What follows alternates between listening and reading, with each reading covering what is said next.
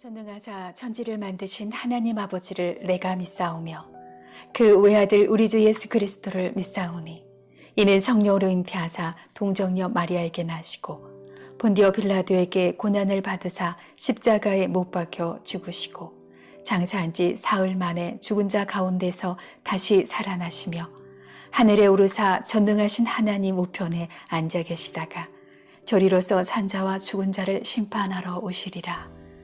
성령을 믿사오며 거룩한 공예와 성도가 서로 교통하는 것과 죄를 사하여 주시는 것과 몸이 다시 사는 것과 영원히 사는 것을 믿사옵나이다. 아멘. 작은 갈대 상자 물이 새지 않도록 역청과 나무 진을 칠하네. 어떤 마음이었을까 그녀의 두 눈엔 눈물이 흐르고 흘러 동그란 눈으로 엄마를 보고 있는 아이와 입을 맞추고 상자를 덮고 강가에 띄우며 간절히 기도했겠지. 정처 없이 강물에 흔들 흘러내려가는 그 상자를 보며 눈을 감아도 보이는 아이와 눈을 맞추며 주저앉아 눈물을 흘렸겠지. 너의 삶의 참 주인, 너의 참 부모이신 하나님 그 손에 너의 삶을 맡긴다. 너의 삶의 참 주인, 너를 이끄시는 주 하나님 그 손에 너의 삶을 드린다. 그가 널 구원하시리. 그가 널 이끄시리라. 그가 널 사용하시리. 그가 너를 인도하시리.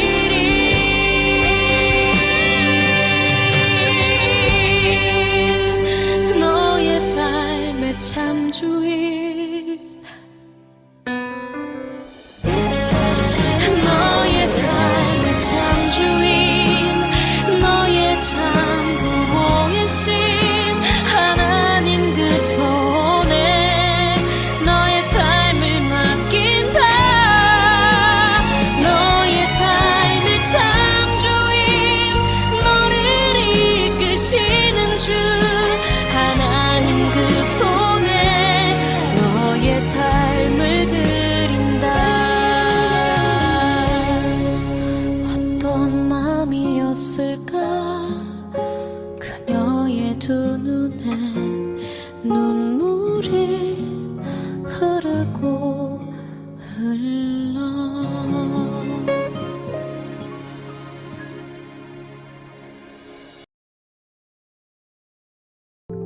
사람들은 선물을 꾸리고 돈도 갑절을 지니고 베냐민을 데리고 급히 이집트로 가서 요셉 앞에 섰다.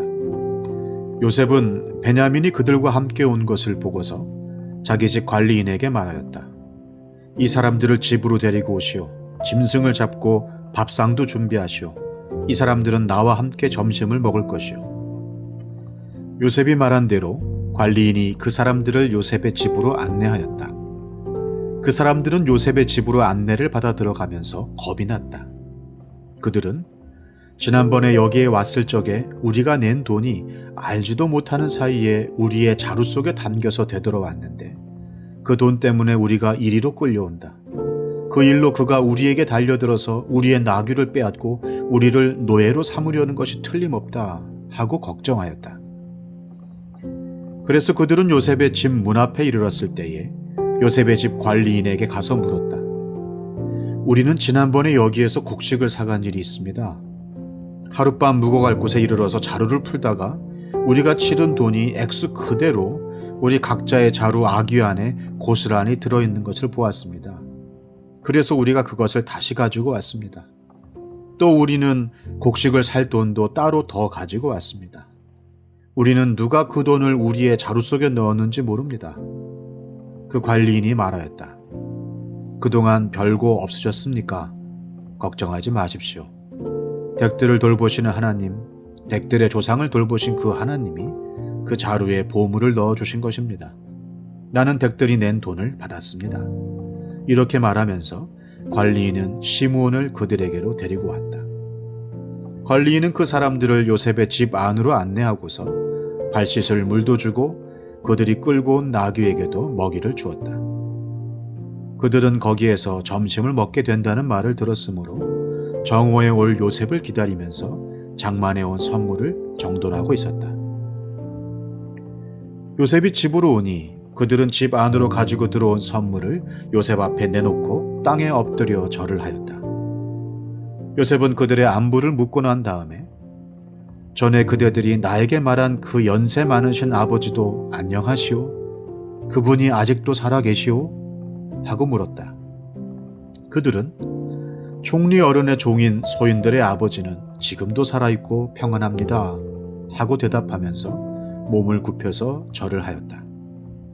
요셉이 둘러보다가 자기의 친어머니의 아들 친동생 베냐민을 보면서 이 아이가 지난번에 그대들이 나에게 말한 바로 그 막내 아우요? 하고 물었다. 그러면서 그는 귀엽구나, 하나님이 너에게 복 주시기를 빈다 하고 말하였다. 요셉은 자기 친동생을 보다가 마구 치밀어 오르는 형제의 정을 누르지 못하여 급히 울 곳을 찾아 자기의 방으로 들어가서 한참 동안 울고 얼굴을 씻고 도로 나와서 그 정을 누르면서 밥상을 차리라고 명령하였다. 밥상을 차리는 사람들은 요셉에게 상을 따로 차려서 올리고 그의 형제들에게도 따로 차리고 요셉의 집에서 먹고 사는 이집트 사람들에게도 따로 차렸다. 이집트 사람들은 히브리 사람들과 같은 상에서 먹으면 부정을 탄다고 생각하기 때문에 상을 같이 차리지 않은 것이다. 요셉의 형제들은 안내를 받아가며 요셉 앞에 앉았는데 앉고 보니 맏아들로부터 막내 아들에 이르기까지 나이 순서를 따라서 앉게 되었다. 그 사람들은 어리둥절하면서 서로 쳐다보았다. 각 사람이 먹을 것은 요셉의 상에서 날라다 주었는데 베냐민에게는 다른 사람보다 5몫이나 더 주었다. 그들은 요셉과 함께 취하도록 마셨다. 시작과 기원의 책 창세기, 유다의 리더십으로 야곱이 드디어 결단을 내립니다. 더 이상 지체할 수 없습니다. 자칫 잘못했다는 온 가족이 아사의 위험에 빠질 수 있습니다. 아들들을 애굽으로 보내면서 유향과 꿀과 향품과 모약 등 각종 예물들과 갑절의 돈을 주고 그리고 베냐민을 내어주는데요. 자, 13절 14절 읽겠습니다. 너희 아우를 데리고 어서 그 사람에게로 가거라. 너희들이 그 사람 앞에 설 때에 전능하신 하나님이 그 사람을 감동시키셔서 너희에게 자비를 베풀게 해주시기를 빌 뿐이다. 그가 거기에 남아있는 아이와 베냐민도 너희와 함께 돌려보내준다면 더 바랄 것이 없겠다. 자식들을 잃게 되면 잃는 것이지 난들 어떻게 하겠느냐. 드디어 야곱이 베냐민을 놓아줍니다. 창세기 2장 23절에서 24절에 아담이 이르되 이는 내 뼈 중에 뼈요 살 중에 살이라. 이것이 남자에게 취하였은즉 여자라 부리라 하리라. 이러므로 남자가 부모를 떠나 그의 아내와 합하여 둘이 한 몸을 이룰지로다. 때가 되면 자녀가 부모를 떠나 독립하는 것이 자녀가 온전한 인격으로서 자율과 책임을 부여받는 것이 하나님의 창조 질서입니다. 그런데 우리나라의 가정은 자녀의 독립이 용이하지 않은 구조인데요. 예를 들면 독일 같은 경우에는 아내들이 화장을 하는 시간은 주로 남편이 퇴근하는 시간입니다. 남편을 위해 화장을 합니다. 독일인들의 결혼 생활에서 가장 중요한 것은 부부 간의 사랑이고, 부부 사이의 사랑이 사라지면 결혼 생활은 끝나는 것이죠. 근데 우리나라는요, 아내의 화장은 남편을 위한 것이 아니라 외출 준비입니다. 자, 한국의 결혼 생활은 부부의 사랑이 식었다고 해서 바로 끝나는 것이 아니라, 우리 결혼에서 중요한 것은 부부 관계보다 어쩌면 자녀 관계일 수 있습니다. 예로부터 어머니가 자녀들에게 흔히 하시는 말씀이 너 때문에 산다. 너 아니었으면 벌써 네 할아버지랑 헤어졌다. 자녀가 태어나면 부부의 관계는 자녀 중심으로 재편이 되지요. 그러나 독일의 가정에서는 아이가 태어나면 열흘 정도만 곁에 두고 그 뒤로는 아이를 따로 재웁니다. 아이가 소중하고 예뻐도 부부 관계를 해치면서까지 아이 양육에 우선순위는 두지 않는다는 것이죠. 자, 독일을 비롯한 서구 사회는 우리나라보다, 동양보다는 자녀의 독립에 더 높은 가치를 부여하고 있습니다. 물론 긍정적인 면도 있고 부정적인 면도 있죠. 양면이 존재하지만 우리나라의 가정이 자녀 독립에 취약한 부분이 있다는 것은 사실이지요.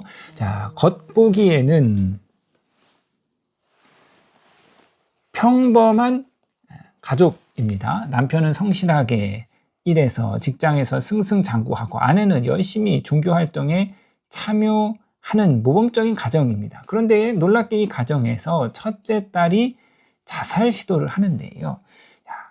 남편은 호르몬이 밑에서 성장하여서 언제나 어머니에 대한 마음에 빚을 안고 있었습니다. 남편이 아내를 선택한 것도 착한 여자가 있으니 만나보라는 어머니의 권유와 주선에 의한 것이었죠. 자, 아들 부부는 결혼 16년째이지만 여전히 가족의 모든 일은 남편과 어머니가 의논해서 결정합니다. 남편의 배우자 역할을 하는 것은 아내가 아니라 어머니였습니다. 어머니와 남편 사이에 부인이 낄 자리가 없습니다. 남편이 퇴근하고 돌아오면 먼저 맞이하는 것도, 아침에 출근을 준비하는 것도 어머니의 몫입니다. 역할 혼선은 여기서 그치지 않고 시어머니는 아들을 붙잡는 것만으로 만족하지 않고 아이들의 엄마 역할까지 월권을 행사하는데요. 시어머니는 며느리의 양육 태도가 마땅치 않다면서 늘 비난을 섞인 말을 하였고, 아이들은 학교에 돌아온 후 늘 할머니의 잔소리에 시달렸습니다. 무기력해진 부인은 숨막히는 가정의 탈출구로 종교를 선택했고, 견디다 못할 첫째 딸이 편지를 써놓고 자살을 시도했습니다. 남편이 어머니로부터 온전하게 독립하지 못한 것이 이 가정의 문제였지요. 지나치게 의존적인 어머니와 아들, 아버지와 딸의 관계는 부모로부터 독립과 분리를 어렵게 만듭니다. 결혼한 두 남녀는 부모로부터 경제적으로, 정서적으로 독립하고 분리되어야 합니다. 부모와 안정적인 유대 관계를 유지하면서도 동시에 부모로부터 분리와 독립을 이룬 부부만이 행복한 결혼이 가능하지요. 부모로부터 독립해서 새로운 가정을 형성하기 전까지 미혼 시기를 자녀의 독립기라 부르는데요. 이 시기에 중요한 것은 부모로부터 독립과 자유를 허용받고 미래의 가정을 꾸릴 준비를 하는 것입니다. 성인이 된 자녀는 부모에게 성인으로 대접받고 인정받기를 원합니다. 부모가 자녀를 성인으로 인정한다는 것은 자녀의 결정과 선택을 존중하고 수용하는 것이죠. 그런데 자녀를 마냥 어리게만 보면, 자녀를 독립된 인격으로 보지 못하면 부모는 너는 엄마 아빠 없으면 아무것도 못해, 넌 아직 세상 물정을 몰라, 듣기 싫은 말이지만 계속해서 반복해서 듣다 모르면 자기도 모르게 이 부모의 시각으로 자신을 인식하게 됩니다. 부모가 바라보는 방식으로 자신을 대하니 매사에 더욱 무기력해지고 무능해져 버리죠. 무능하게 행동하는 자녀를 바라본 부모는 자녀에 대해 갖고 있는 신념, 나 없으면 넌 아무것도 못해, 이것이 굳혀지게 되고 자연히 자녀에 대한 통제와 간섭과 보호는 더 심해지지요.